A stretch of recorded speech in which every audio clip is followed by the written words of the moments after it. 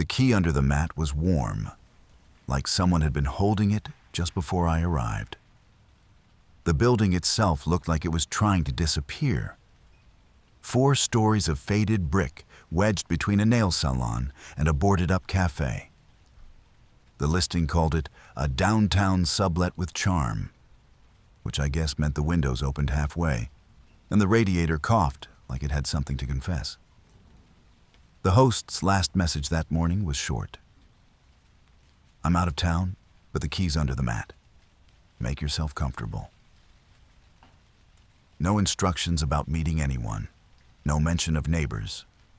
The elevator smelled like hot dust and moved like it was remembering each floor before deciding to stop. My unit was on the 3rd, down a hallway lit only by a buzzing exit sign. Inside, a welcome sheet sat on the counter, typed neatly in block font. Wi-Fi password, emergency numbers, nothing unusual, until the bottom. 3 handwritten lines, smaller than the rest. Only take garbage out after dark. Use the back chute. Never leave the bin in the hall. It felt less like hospitality and more like a warning. The first night, I heard it, a neighbor's radio, low through the wall. Sinatra, maybe. Then Ella Fitzgerald, all soft, warm, like it was coming from an old AM set. The music started just after 2 a.m. and never stopped for breaks or static, just melted from one track into the next, as if it had no beginning and no end. By the second night, I realized I couldn't tell which apartment it came from. The sound didn't grow louder or fade as I walked the hall. It was just there, everywhere, woven into the plaster. The air in the corridor smelled faintly metallic, like a radiator leak. But underneath was something older, heavier, the scent of a room that had been shut too long. Back inside my unit, I noticed the vent in the far corner near the ceiling. Most of the slats were thick with gray dust, except for one small, perfect oval where the surface had been wiped clean. The welcome sheet didn't mention vents, didn't mention heating. It was just after 9 when someone knocked. 3 slow, even raps that didn't sound like a neighbor. When I opened the door, a man stood in the hallway holding a clipboard. No uniform, no badge. Just a plain dark jacket and scuffed shoes that didn't match the clean pressed slacks. "Evening," he said.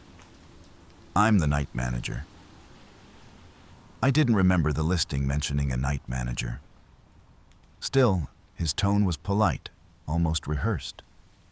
He glanced past me into the apartment as if checking a detail on a list only he could see. "Routine follow-up," he went on. "We like to make sure guests are comfortable. Do you mind if I ask you a few questions?" Something about the way he framed it didn't feel optional. He didn't ask about noise complaints or repairs. Instead, he said, "How often do you shower?" I blinked. "I don't know. Every day?" He nodded, jotting something down on the clipboard without looking at it. His pen scratched against the paper, but his eyes stayed on my face. "What time do you usually go to sleep?" "Depends," I said. "Midnight?" Another note, eyes still locked on mine. "Do you keep your vents closed at night?" I hesitated. "I don't touch them." "Good," he said softly, like I'd given the right answer. He flipped the page, or at least made the motion. I didn't hear the paper move, and asked, "Do you hear music after 2 a.m.? "Yes," I said. "From a neighbor, I think." His pen scratched again, though the clipboard never shifted. "Not a neighbor," he said, almost to himself. Something about the smell hit me then. Faint and out of place, like warm dust after a light bulb's been on too long. It clung to him and to the clipboard, sharp enough that I stepped back without meaning to. He didn't seem to notice. "One more thing," he said, lowering his voice. "If you see anything in the vent that looks back at you, Don't blink." My mouth went dry. "Why would I?" He was already turning away, moving down the hall without another word. He didn't knock on any other doors. When I closed mine, I leaned against it, listening. No footsteps, no elevator. Just the faint hum of the building, and somewhere behind it, the low thread of that same old song playing through the walls. He took notes like he already knew. It started with the spoon. I was eating cereal late, the kind of comfort meal you make when the city feels too loud to sleep. I tapped the spoon against the edge of the bowl, a small, hollow clink. And a split second later, the same clink came from the vent above the counter. I froze. I did it again, softer this time. The sound repeated, just a hair slower, as if something on the other side was listening first, and then imitating. The music from the neighbor's radio had stopped hours ago, leaving the apartment wrapped in that peculiar silence old buildings have, where every hum or creak feels deliberate. I stepped closer to the vent. "Hello?" I whispered, instantly regretting it. From the vent. "Hello?" Not a recording. Not quite my voice either. It had the texture of breath passing through dust, and it seemed to stretch the word too thin, like it wasn't used to saying it. The metal slats were thick with gray, except for the lower edge where someone recently had swiped a finger through. I pulled over a chair and stood on it, peering closer. That's when I saw it. In the dust on the intake plate, faint but clear, someone had traced a schedule. 7 lines, like a week. My name was written at the top. I didn't remember giving the night manager my name. A floorboard groaned in the stairwell outside.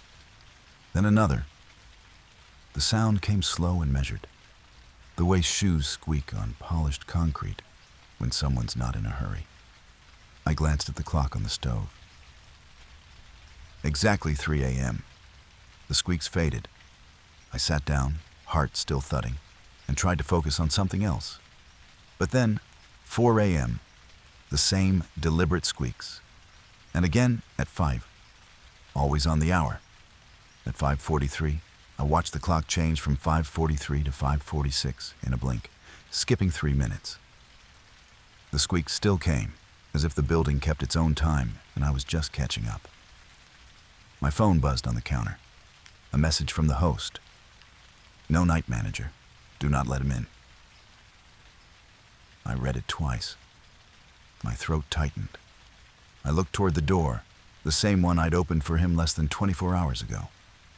The hallway beyond was quiet. No squeaks, no footsteps. Just the faintest shift of air from the vent above.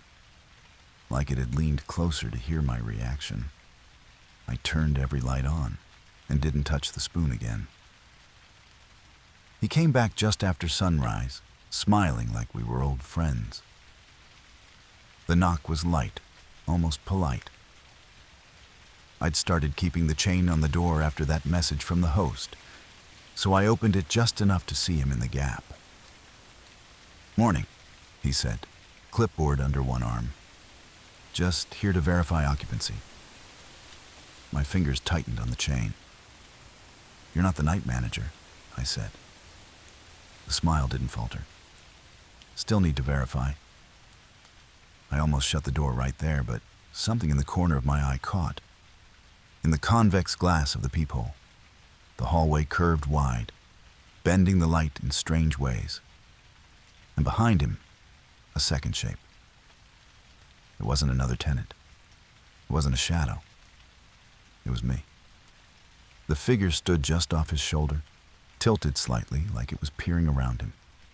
My hair, my clothes, even the faint crease in my sleeve where I'd rolled it earlier. But the head was angled wrong. Chin tucked so far I couldn't see its eyes. I stayed frozen, my breath shallow, watching as the second me shifted, a slow rocking motion that didn't match the way I was standing. The man cleared his throat. "We can do this the easy way," he said. I shut the door and locked it. Not just the chain, every lock I could find. I grabbed my bag, stuffing in clothes without folding them, phone charger still plugged in, toothbrush still wet. I didn't go for the elevator. I didn't want to hear it groan between floors. I went for the fire stairs, bare concrete that smelled of metal and dust, each step echoing like I'd been expected. No music now, no footsteps following. Just the mechanical hum of the building that felt too close to breathing. When I reached the lobby, the front door was propped open with a folded welcome mat, morning lights spilling in, pale and flat. I should have walked straight out, but the mirror by the mailboxes caught me. It was tall, framed in brass gone dull with age. I stepped past it and saw myself linger. It was just a fraction of a second, barely enough to register. But in that half-second delay, my reflection turned its head toward me and blinked. I didn't stay to watch it move again. Some places don't want guests, they want witnesses. The lake didn't move. Not a ripple, not a breath of wind. Just a sheet of silver glass stretching to the horizon. I'd booked the house for a week through Airbnb. Modern remodel, big windows, quiet street that dead-ended into the water. From the photos, it had seemed almost too perfect. In person, it felt staged, waiting. The front door was already open when I got there. Not unlocked, open, angled just enough that you couldn't see inside from the driveway. A shadow from the frame sliced across the floor, like the house itself was peeking out. Inside, the air was cool, faintly metallic, and the place was spotless. Too spotless. The couch cushions were squared like a catalog photo, the counters gleamed, and in the kitchen the coffee pot was still warm when I touched it. In the sink, 2 ice cubes, half melted, leaving little crescents of water, sat side by side, perfect like props. "Hello?" My voice didn't sound like it belonged here. No answer. The host's name on the listing was Darren. I texted him that the door was open. The place looked like someone had just been here. No reply. On the dining table, there was a single sheet of paper, printed in bold black font. House rules. 1. Leave the front door unlocked at all times. 2. Do not use the fireplace. 3. Do not rearrange the furniture. That was it. No welcome note, no Wi-Fi password, no emergency contacts. Just 3 rules that read like threats.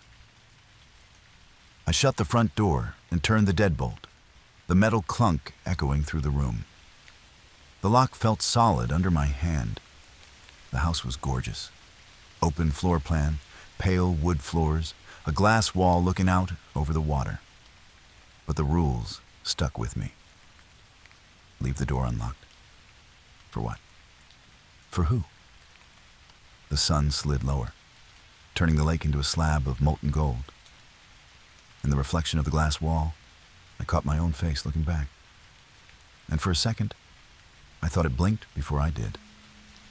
I told myself the rules were just quirks. But deep down, I knew rules meant for something that doesn't have hands. The first morning, I noticed the bedroom door was open an inch. I was sure I'd closed it the night before. Pulled it tight until I heard the faint click. Now it hung there, just enough to see into the hall. I told myself it could have been the draft from the lake. Later, while I showered, I heard a faint drag against the floorboards.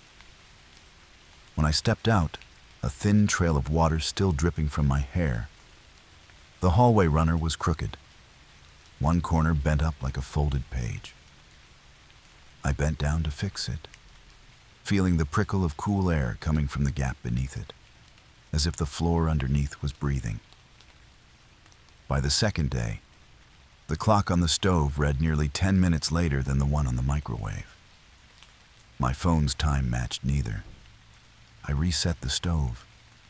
An hour later, it had drifted again, ahead this time, as if the house couldn't decide what day it wanted. Outside, the gravel in the driveway was never the same twice. One morning it looked freshly raked, a fan pattern leading from the road to the porch. Another, it was scuffed into tight spirals, like something had turned in place over and over. I never heard it happen. That night, I dreamed the same thing twice. A figure walked halfway up the driveway, hands in their pockets, head tilted down, then turned, took 3 steps back toward the road, stopped, and started forward again. The sound of the gravel crunching under their shoes was too clear, too heavy for a dream. The second time I saw it, I knew I was awake. I stood at the glass wall, watching the reflection of the driveway in the black water of the lake. The figure stopped halfway, turned slowly, and retraced their steps, only to start up again, back and forth, like they were testing the distance. When I finally broke the spell and looked directly out the window, the driveway was empty. But the gravel had been recombed, perfectly straight lines from the road to my porch. I lay in bed the rest of the night, staring at the bedroom door, closed now, but waiting. I kept waking up in the same 5 seconds. On the third morning, I decided I'd had enough.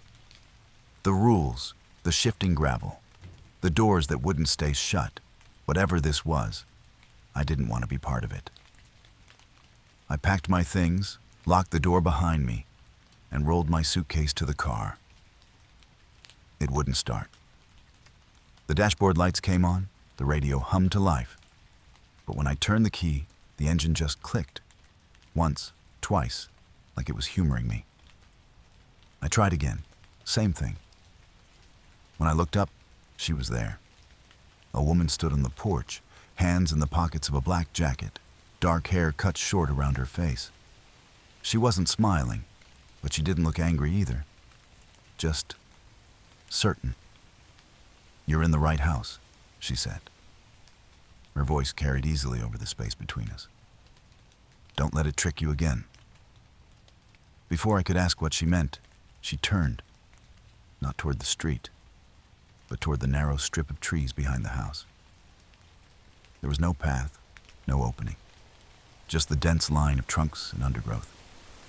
She stepped into it without hesitation and was gone. I stood there a moment longer, gripping the handle of my suitcase like it was an anchor. Then my phone buzzed. 6:41 a.m. A text from Darren, the first since I'd arrived. "Don't talk to her. She always comes on the last night." I read it twice. The screen dimmed. When I went back inside, the air felt different, cooler, sharper. My suitcase was no longer by the door where I'd left it. I found it in the bathroom, standing in the tub, the zipper damp to the touch. A thin line of water ran from the drain toward my shoes. I unzipped it slowly. The clothes inside were dry. Upstairs, a door I was sure I'd left closed now stood open, yawning into the dark hallway. I shut it without looking in. Whatever game this was, I didn't want to know the rules anymore. By the last night, I was counting the rules in my head without meaning to. Leave the front door unlocked. Don't use the fireplace. Don't rearrange the furniture. That last one had been easy, until I noticed the dining chair by the window. I could swear it had been on the other side of the table when I first arrived. The rug beneath it still held the deep indentations of its old position, like a shadow in the fibers. Without thinking, I dragged it back. The sound was soft, a scrape over wood, but it carried through the whole house. And then, God help me, the place exhaled. I don't mean the wind shifted or the vents kicked on. I mean the air changed all at once, like something had been holding its breath and finally let it go. I froze, hands on the back of the chair, listening. Nothing. In the kitchen, the big glass panes reflected the room back at me. For a moment, I thought I saw movement outside. But no, it was me in the reflection. Only, not quite. When I blinked, the me in the glass blinked a fraction of a second later. I stepped closer, heart thudding, and put my palm against the cool surface. My reflection did the same, perfectly matching, until it didn't. There was the faintest tug, just enough to make my skin prickle, and my reflected hand slid a hair lower, as if testing the limits. I jerked my hand back, but too late. A sharp sting bit into my palm. 4 tiny splinters were buried in the skin, dark as old wood. I stared at them, breath shallow, and when I looked back up, my reflection was already turning away. That was it. I packed in minutes, shoving clothes into my bag without folding them, ignoring the way the chair now sat perfectly aligned with its indentations. I didn't lock the door. I didn't look at the lake. The chain hotel in the next town was old, yellowed at the edges, the kind of place you forget the moment you leave. I slept for 12 hours straight, dreamless. It didn't want me out. It wanted me aligned. The chain-link fence rattled when I pushed the gate open, its hinges stiff with rust. I'd booked the place on Airbnb for one night, cheap, close to the music venue, nothing fancy. From the listing photos, it had seemed quirky. In person, it looked tired. The porch sagged toward the street like it was holding its breath, and the porch light flickered just enough to make me hesitate before knocking. The door opened halfway. An old man stood there. Slumped shoulders, long gray hair, eyes cloudy but sharp enough to pin me in place. His skin smelled faintly of cold tobacco and something metallic, like coins in a wet palm. "You here for the room?" he asked. His voice was a gravel scrape. "Yes. Are you Jim?" He nodded once, no smile, and shuffled backward, leaving the door wide. The air inside was heavier than outside, a mix of old cigarettes, mildew, and a hint of damp laundry. A couch sat pressed against the wall by the entry, blocking the way like furniture in a storage unit. Boxes were stacked along the hallway, some sealed with duct tape, others half collapsed, as if someone had started packing years ago and just stopped. He didn't say much as he showed me the room upstairs. The stairs groaned under our weight, and the narrow hallway at the top had no overhead light, just a crooked floor lamp with a tilted shade. On the way, we passed a bathroom that looked like someone had walked out mid-routine. Half-used shampoo bottles, a toothbrush still damp, a hairbrush with strands caught in the bristles. My bedroom was small, bed, desk, shelf. Clean sheets, but the air was stale, and 3 porcelain dolls stared from the dresser, straight at the bed. I asked if there were locks on the doors. He shook his head. No need for that. When he left, I pulled a scrap of paper from my bag, folded it in half, and slid it under the door from the inside. A little trick I use when I'm not sure about a place. If the paper moves, I'll know someone came in. I was halfway unpacking when I heard footsteps on the porch again. A knock. I opened the door to find a different man standing there. Clean-shaven, neatly dressed, maybe in his 40s. "Hi, I'm Jim, your host. You must be Tori." I blinked. "Wait, I met someone earlier. I thought..." "Oh, that's just my uncle," he said, waving it off. "He's not usually here." The way he smiled didn't make me feel any better. 2 keys, 1 house, too many names. That night, the air in the room felt heavier. as if the ceiling had sunk a few inches closer while I slept.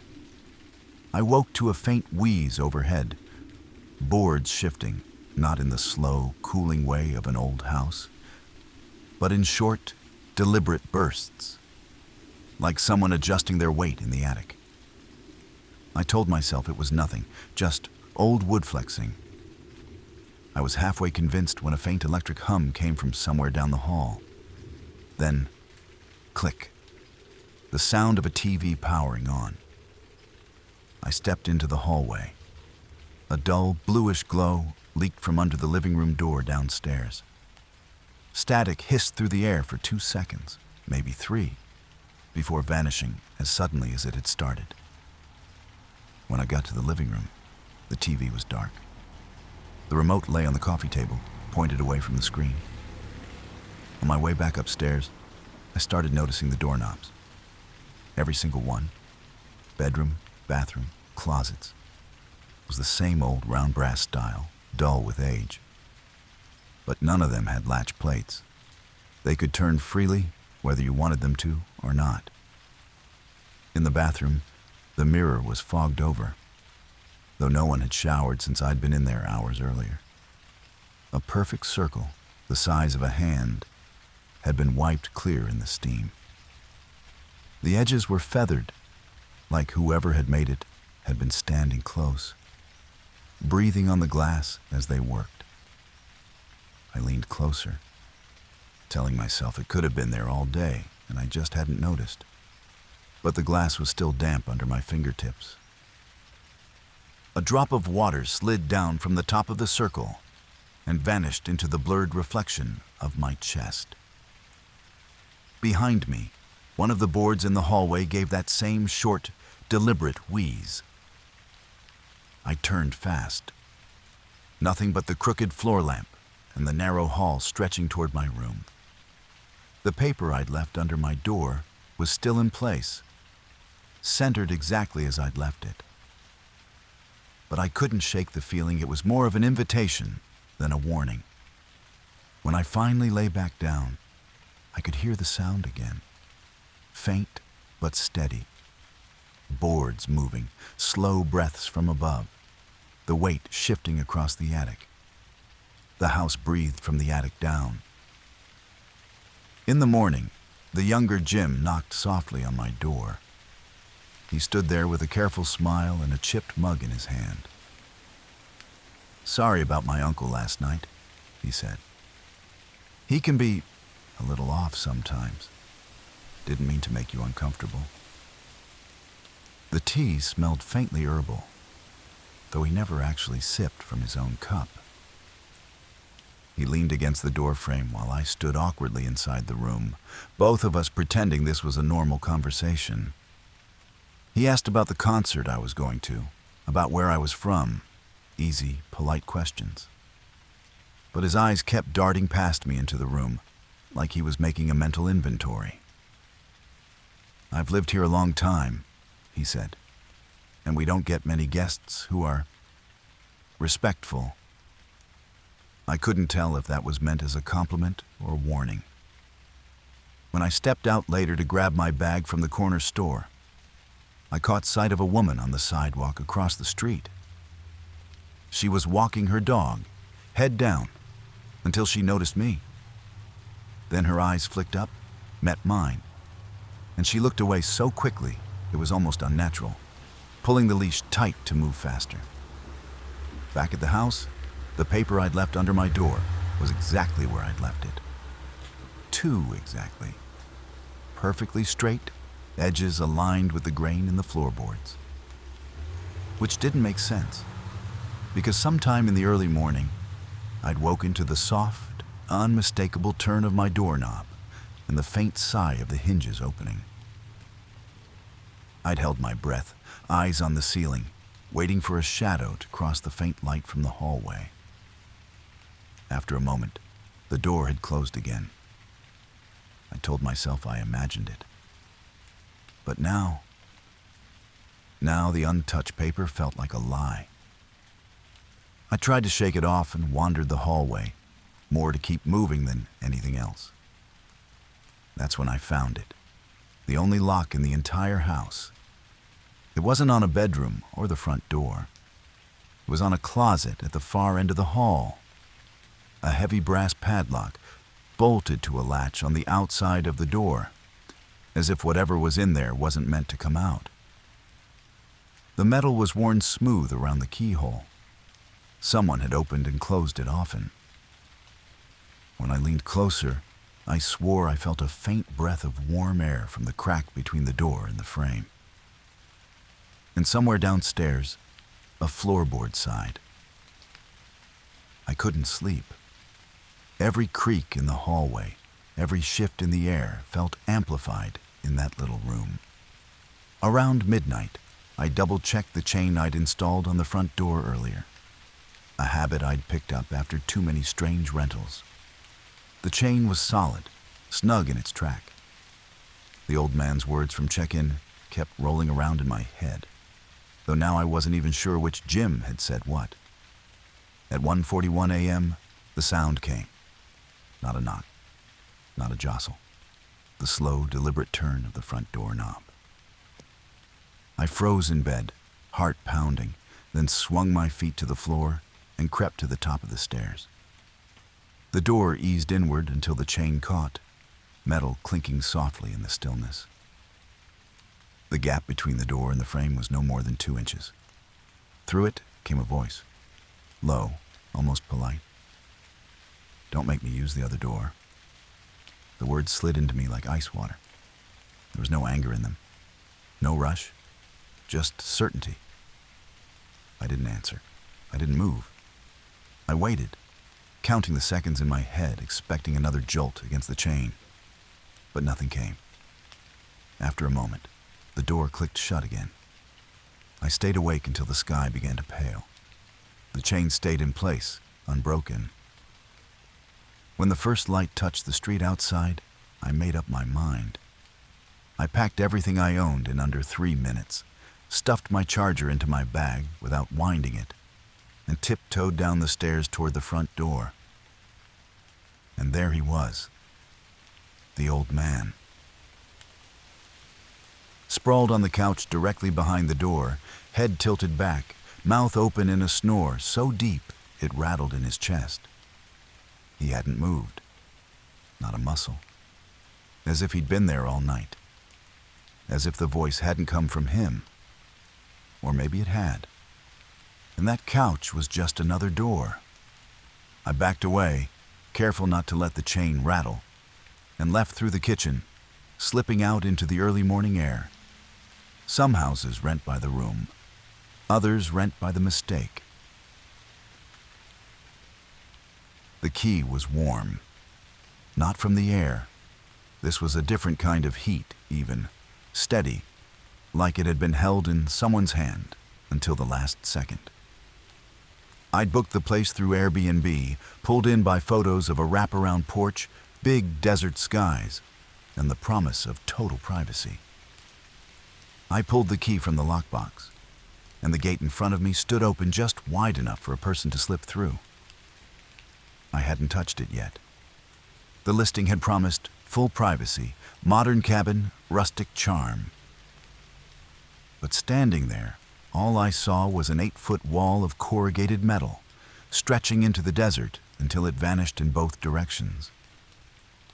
The ground was hard-packed dirt, no footprints I could see. But the smell of burnt cedar clung to the air, sharp and fresh. The motion light above the gate flickered once, twice, then went dark again, as if deciding it had seen enough. I pushed the gate, half expecting it to resist, but it swung without a sound. Inside was a narrow path cutting through sparse mesquite trees and low, jagged boulders. Somewhere in that stillness, I felt watched. My phone buzzed in my pocket. One new message from an unsaved number. Don't cross the fence after dark. No hello, no name, just that. The cabin sat in the center of the lot, its wide glass panes reflecting the last orange sliver of sun. I noticed the fence bent inward on one side, like it had been rebuilt at a different angle. I stepped toward the porch, my boots crunching over dirt, then froze.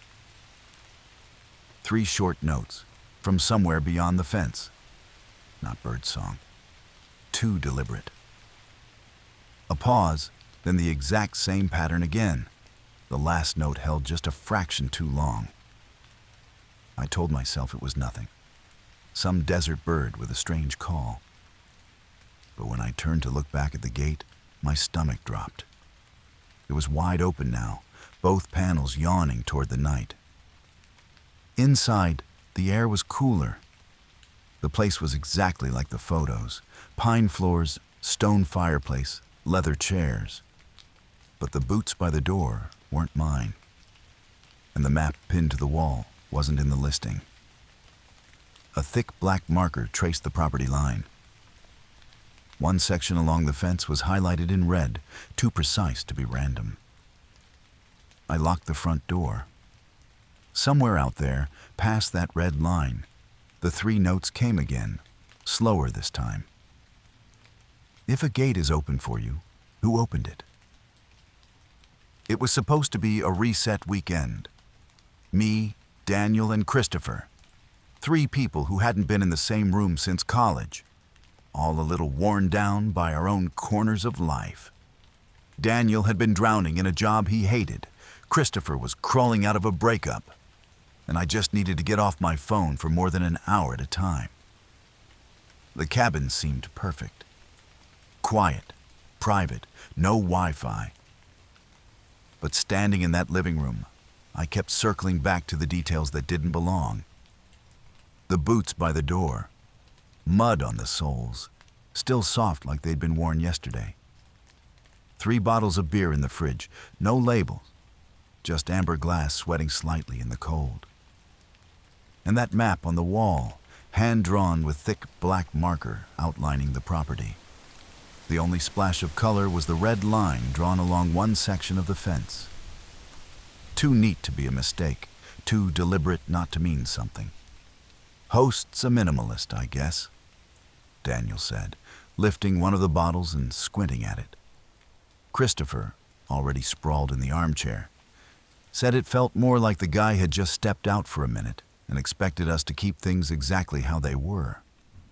The sun dropped fast in the desert. By the time we'd made dinner, the yard was an ocean of shadow. The fence caught the light from the porch lamp, its corrugated metal glinting in uneven strips. I didn't remember it making noise before, but now it hummed. Low, steady, almost like power running through it. Daniel said it was just the wind. Christopher said wind doesn't hold a note that steady. We played cards, made fun of each other, tried to ignore the way that hum had started to feel like it was inside the walls. Then came the sound, 3 sharp taps against the metal. Not random, not heavy, just polite, the way you'd knock on someone's door if you didn't want to seem rude. We froze. Daniel turned toward the porch. Christopher whispered, "Probably a branch." Another 3 taps, this time spaced out, each one a little harder. I stepped to the window, but the fence blocked everything.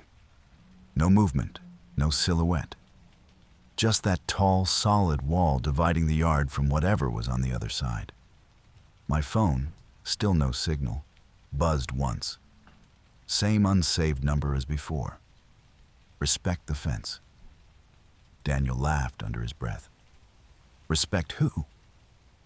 Outside, something brushed the slats, slow and deliberate, dragging along the metal like a hand testing the boundary. And then the hum came back, louder now. We built a fire that second night, big enough to push back the shadows at the fence line, small enough to make it feel like we were in control of the space. Daniel was telling some old story from when we were 19, Christopher laughing louder than the joke deserved, when I saw movement near the edge of the light. The host, Dean, I remembered from the booking, stood there. No crunch of dirt, no swing of the gate. 1 second it was just the fence and the dark. The next, he was 10 feet away. hands in his pockets. "Nice fire," he said, voice even. He didn't step into the glow, just hovered at that invisible line where the light stopped. "Thanks," Daniel said, because Daniel always answers like he's talking to a neighbor. Dean's eyes moved from Daniel to Christopher to me. "What are you boys carrying?" I blinked. "Nothing. Just dinner stuff, beer, cards. Nothing else." Christopher shook his head. Dean smiled at that, an almost smile, one that didn't reach his eyes, the kind that's less about being pleased and more about knowing something you don't. He moved to the stump by the fire pit and set down a small, hard black case, opened it with slow fingers. Inside, a silver-plated punch tool, sharp, cylindrical, heavy, and a thin paper tag tied with string. The handwriting on the tag was jagged.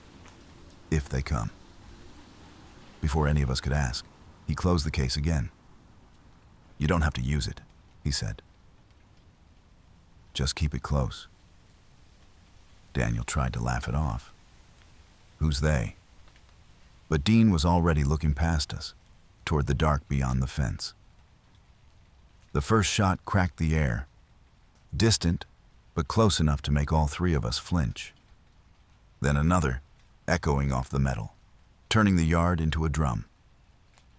When I turned back to the stump, the case was gone. Dean hadn't moved. He just nodded once, the way you'd acknowledge a stranger at the grocery store, and stepped backward into the dark. No sound of boots, no scrape of gravel. Just gone. We sat there until the fire burned low, each of us pretending we weren't waiting for him to come back. But the hum in the fence had stopped, and the night was too quiet, the kind of quiet where you can hear your own heartbeat. When I finally stood to go inside, I caught myself scanning the fence line, not for who might be out there, but for where Dean had gone. I woke without knowing why. No dream, no noise, just that weight in my chest that says you're not alone. The clock on my phone read 2:13 a.m., the battery somehow lower than it had been when I went to bed. I sat up, trying not to wake Daniel or Christopher in the other rooms, and glanced at the map on the wall. The red line was wrong. It had run along the far edge of the property, neat and parallel to the fence. Now it angled inward, cutting across part of the yard before joining the original line again, like someone had drawn a shortcut in the middle of the night. My first thought was that I was misremembering. But I'd stared at that map yesterday, tracing the property with my finger while Christopher made coffee.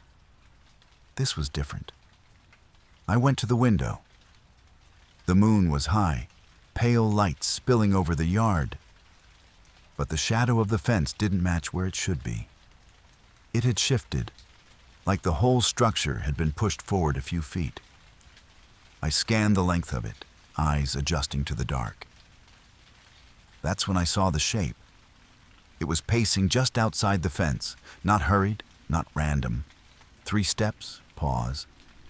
3 steps, pause. The pauses lined up with my breathing. I tested it, held my breath. The shape stopped. When I exhaled, it moved again. Daniel's room was closest to the fence. For a moment, I considered waking him. But something about the pacing made me stay still, like if I broke the pattern, it would notice more than it already had. The shape never came close enough for me to make out details. It was just a darker piece of the dark, shifting weight from one foot to the other. The hum in the metal returned, faint but there, vibrating through the night air like a current testing for resistance. I backed away from the window and stared at the map again. The new red line was exactly where the fence's shadow now fell. I don't know how long I stood there before the whisper came. Not loud, not hissed. Just a low voice pressed through metal, right outside the wall. You're on my side." It didn't sound like a threat. That was the worst part. I realized we weren't fenced in. We were borrowed. The smell of fresh muffins hit me before I even stepped inside. Warm, sweet, like someone's grandmother had been waiting just for me. Except this grandmother also left a bright yellow smiley face sticker on the basement door. I stood there for a second, holding my overnight bag, wondering if that was supposed to be welcoming or a warning. It was a sweet suburban rental, booked through Airbnb but arranged by a friend of a friend who swore it was the coziest place in town. I'd agreed to house sit for 3 nights, water the plants, check the mail, and basically just keep the place from looking empty. The photos had looked safe: a sunlit kitchen, a neat little garden, and the kind of floral curtains that don't usually come with bad stories. The welcome basket sat on the counter, muffins wrapped in wax paper, a jar of local honey, and a handwritten note in curly letters. "Make yourself at home." The smiley face at the end matched the sticker on the basement door. The first odd thing was the doorbell camera. When I tried to glance up at it while unlocking the door, a little light blinked red, and a recorded voice, polite but mechanical, said, "Error." No welcome, no chime, just error. I thought maybe the Wi-Fi was down, but when I checked my phone, the signal was perfect. Later, while unpacking in the guest room, I noticed the guest book on the nightstand. Most entries were what you'd expect: thank yous, comments about how lovely the garden was, how quiet the neighborhood felt. But every 4th review or so had some variation of the same thing. Weird noises at night, but otherwise great stay. No one explained the noises. No one said where they came from. Just dropped it in there like a casual aside. By the time the sun went down, I had made tea and was sitting at the kitchen table with the basket of muffins. The house was quiet, almost too quiet for a street lined with homes this close together. I could hear my own breathing, the faint hum of the fridge. And then, somewhere underneath me, a sound I couldn't place. Not pipes, not the shifting creak of old boards. It was a slow, deliberate tap, tap, tap, spaced just far enough apart to sound like someone thinking. I froze, muffin halfway to my mouth. The basement door was in the hallway to my left, smiley sticker bright against the dim. The house said hi with baked goods. Somewhere under the floor, something else said hi back. The first night, I woke up at 3:17 a.m. to the sound of something low and steady, like a TV playing in another room. The only problem was, I hadn't turned on a TV. It wasn't coming from the hallway. It was coming from below me. I sat up, holding my breath, trying to figure out where exactly it was coming from. That's when I noticed the air vent on the far wall. In the dark, it looked like it was grinning. 2 screws missing along the top edge so that the vent's slats tilted like crooked teeth. The voice kept murmuring. Too quiet to make out the words, too steady to be random noise. It sounded like a child telling a story to someone who wasn't answering. When the AC kicked on, the grin in the vent seemed to shift. Not the cover itself, but something behind it. I got up and crouched in front of it.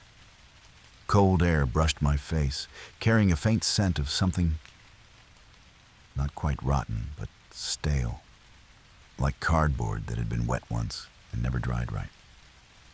I pulled my phone out, turned on the flashlight, and shined it through the slats. The space beyond was black. The murmur stopped. By morning, I convinced myself it had been a dream, the kind that sticks to you and feels real even after you're awake. Still, something about it nagged at me. So I decided to check the crawlspace hatch in the laundry area. The door was painted to match the wall, a small square with a simple latch. Dust covered the baseboard beneath it in a thick, untouched layer. I took a photo, mostly so I could prove to myself later that nothing had changed. Then I went about my day, running errands, watering the plants, answering emails. That evening, just after sunset, I walked past the laundry room and glanced down at the hatch. The dust was disturbed, 2 clear arcs, like something had been dragged out and pushed back in. My stomach tightened. I pulled up the photo I'd taken that morning. The difference was obvious. In the new marks, I could see partial impressions, not footprints exactly, but prints. 5 uneven shapes, almost like fingers pressed into the floor, smudging the dust outward. The hatch was closed, the latch was set. I told myself I'd sleep with the lights on, that I wouldn't look at the vent again. But as I passed through the hallway on the way to bed, I couldn't help glancing toward it. The grin in the grate seemed wider now. And when the AC kicked, it moved. It started small, a missing sock after laundry. I figured it was static cling, maybe stuck to a t-shirt somewhere. Then, one of my earbuds went missing from its case. Later, a spoon disappeared from the drying rack. I wasn't sloppy. I checked everywhere. On the 3rd day, I dropped something under the guest bed and had to crouch to retrieve it. That's when I saw them. My missing things, all together in a neat little stack. The sock, the earbud, the spoon, and a few items I didn't recognize. A chipped key, a penny so tarnished it looked black, a marble that shimmered faintly in the low light. They were arranged with a precision that made my skin crawl. The sock folded perfectly in half, the spoon resting across it like a silver ribbon, the earbud angled toward the wall as if listening. My phone buzzed while I was still on the floor. A message from the owner. Don't open the crawl space. The pest guy is scheduled. I didn't remember mentioning the hatch. I typed back. When's he coming? The reply was almost instant. Tomorrow morning. I went to bed early, or tried to. The house was too still. Even with the fan on, I could hear the soft tick of cooling pipes, the occasional crack of settling wood. Sometime after midnight, headlights swept across my ceiling. I got up and peeked through the blinds. A white van idled at the curb. No logo, no ladder racks. A man got out, tall, wearing coveralls and a baseball cap pulled low. He didn't come up the driveway. Instead, he stood at the edge of the lawn, hands in his pockets, looking at the house like he was counting windows. I cracked the window just enough to hear the faint crunch of gravel under his boots as he circled toward the side yard. Not the front door, not the basement door, the side yard where the crawlspace hatch faced the hedges. He didn't knock, he didn't call out, and he didn't bring tools.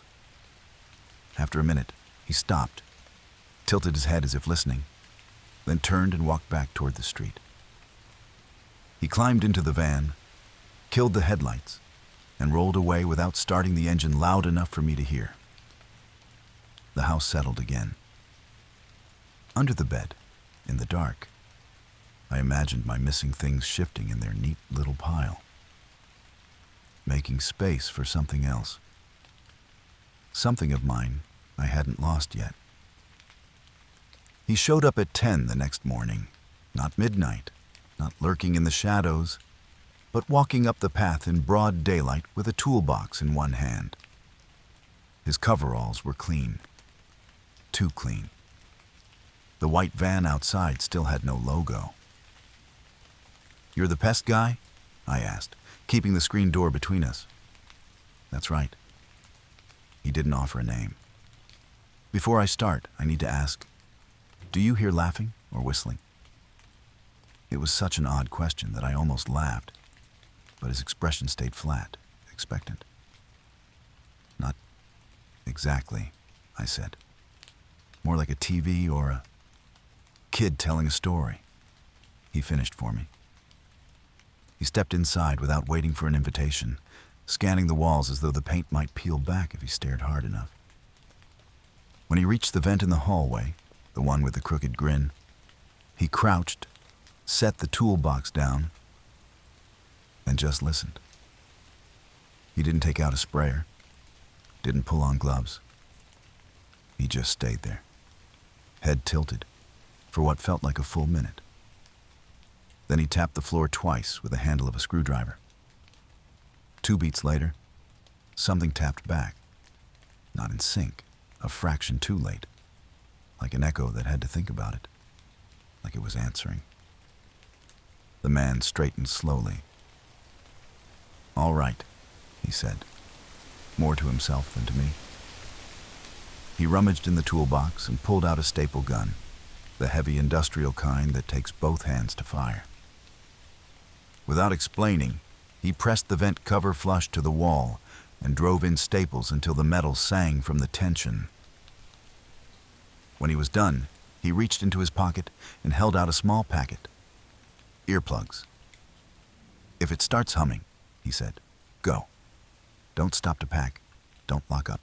Just go." "Humming?" I repeated. He didn't answer.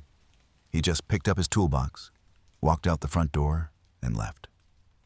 I stood there a long moment, earplugs in my hand, eyes fixed on the vent. The house was silent. That night, I lay in bed, telling myself it was fine, that whatever was in the walls was gone, or at least contained. Around 2 in the morning, I heard it, low and steady, vibrating through the floorboards. Not a hum exactly. More like something big was purring just beneath me. I didn't take the earplugs out of their wrapper. I grabbed my bag and my keys and left. Whatever lives in walls learns your footsteps first.